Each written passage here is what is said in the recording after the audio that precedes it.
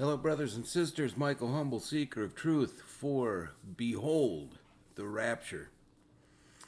Short video tonight. Father showed me something so gigantic today that I'm kind of wiped out right now, tired, but I need to share this with you. And it's going to lead into the next video after this. I'm not going to give you the whole thing right now. I'm going to give you a piece of it. And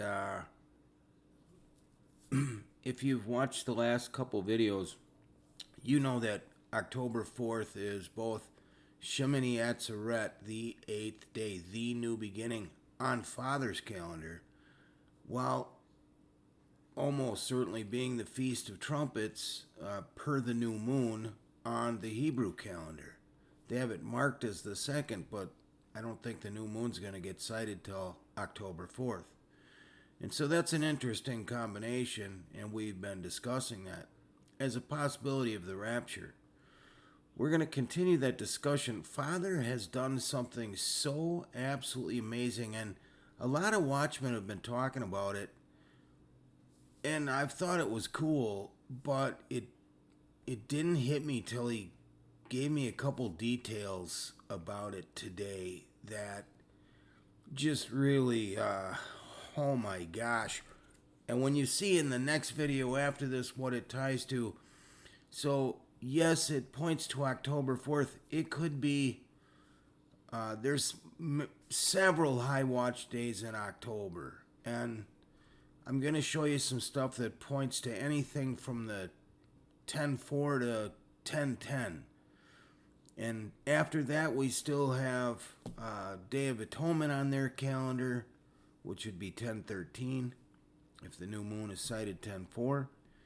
And then we have 7-day Tabernacle after 5 days and Shemini Atzeret. So all the way through 10, 26, 27. But check this out. And leading into it, so near the end of the last video, we looked at this, okay? Genesis 1:1, he says in Isaiah 46, he declares the end from the beginning. In the beginning, first words in the Bible, beginning used in 104 verses, and we covered that last time. I forgot to reiterate, it's number 7225, and Shemini Atzeret is the 7th month, 22nd day. And so, again, 10-4 would be that day on Father's calendar, which the equilux in the spring is the counting point, and then grace. So, in the beginning, God created. We saw that's 1254 and a reference number of 278. It happens that 10-4, October 4th, is the 278th day of the year. And then, while recording the video, I paused it, and he just had put this in my head. 10 times 4 times 2 times 4, 10, 4, 24, is 320. And number 320 is the end. 10 times 4 times 20 times 24 is 19,200. Or 1920 full circle. And Strong's number 1920 is to arrive. This is what happened after I got done recording the video. The first thing I noticed as I went to upload it is the size of the video was 2.78 gigabytes. 278. Stamping 10-4, the 278th day. Now, that may be Rapture. It may be a gigantic neon sign for sometime in the very, very near future. So check this out. This isn't even the coolest part yet. So he led me to this then. we just looked at this from the last video. Well, he had led me to this in Haggai 9:24. He said, and the video length was 4, which is Jesus Christ, 9:24. It was 49:24. Then he leads me to Haggai 9:24, and I will shake the heavens and the earth. Jacob's trouble, great tribulation, when the restraint is removed. And it just happens that the English gematria of I will shake the heavens and the earth is 1920. The simple English gematria of I will shake the heavens and earth is 320. It's a double pin. And it's absolutely amazing. Our Father is, oh my gosh, is he Mr. Cool and Mr. Genius. All right.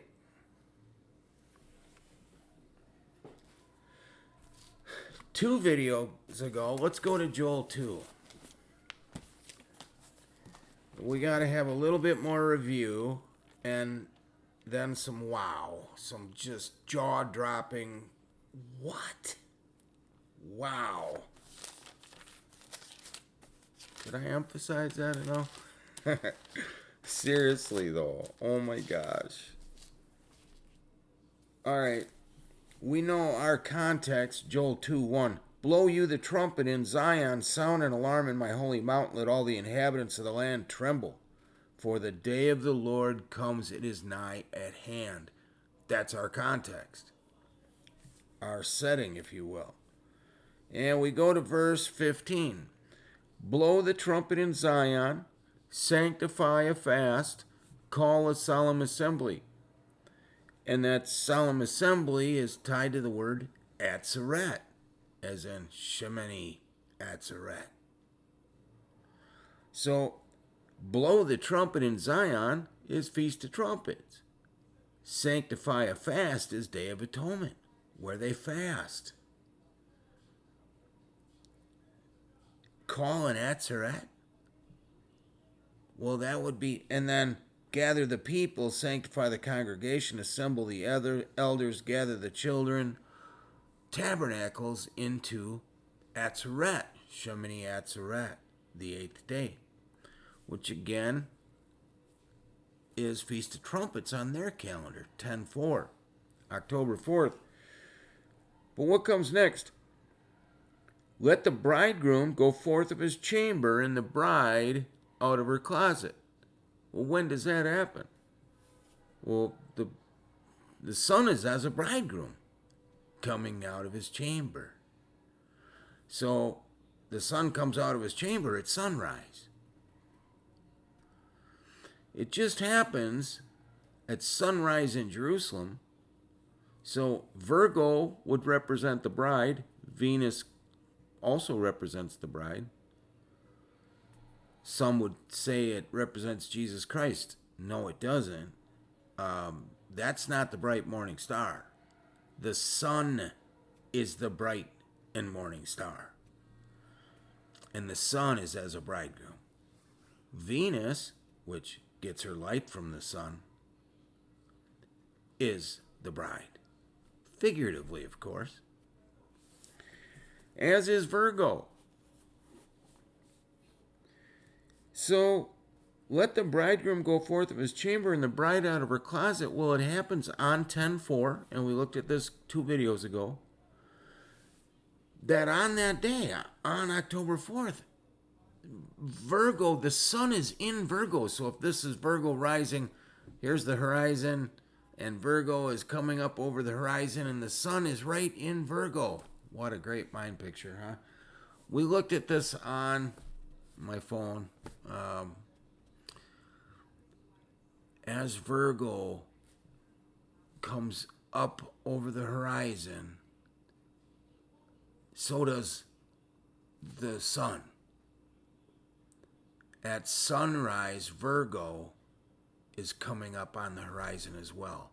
The the son, as the bridegroom, is coming out of his chamber, and the bride is coming out of her closet or dressing room at the same time on 10/4.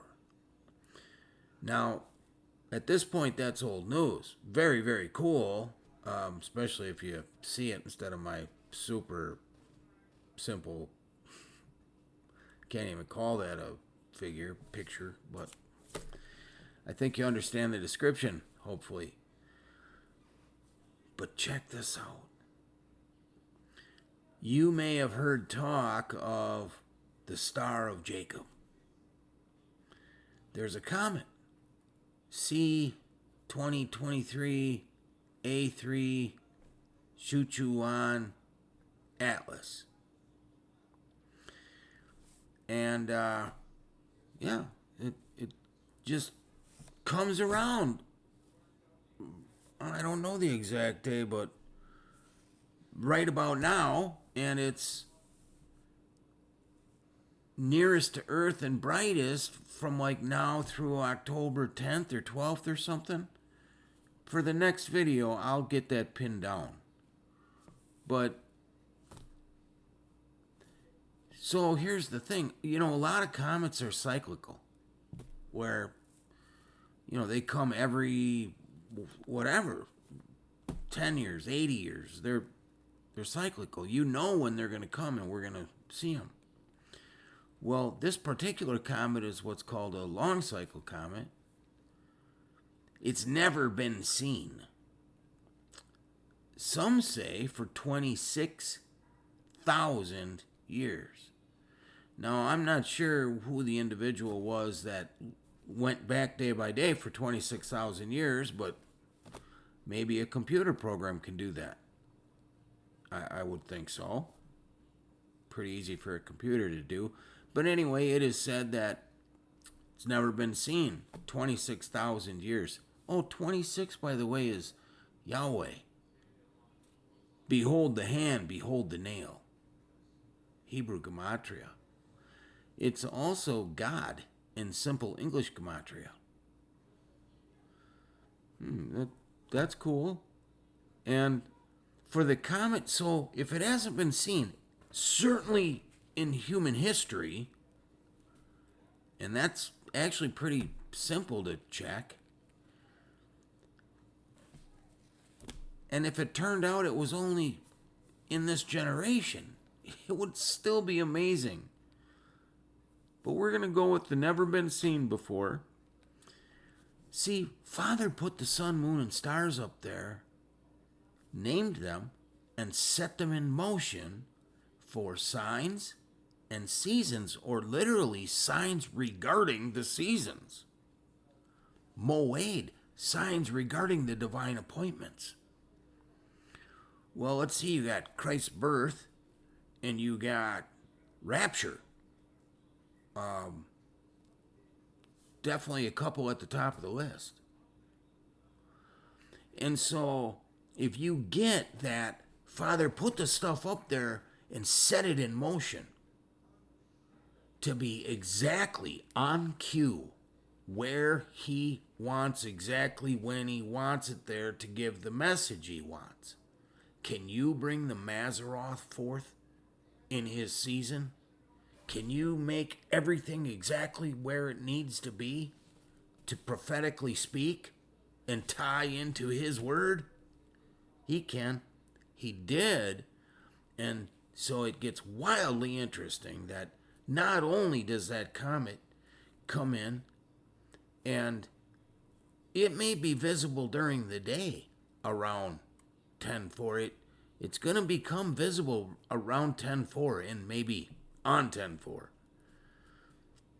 And I would think that right before sunrise, it's going to be its brightest before it gets drowned out by the sun.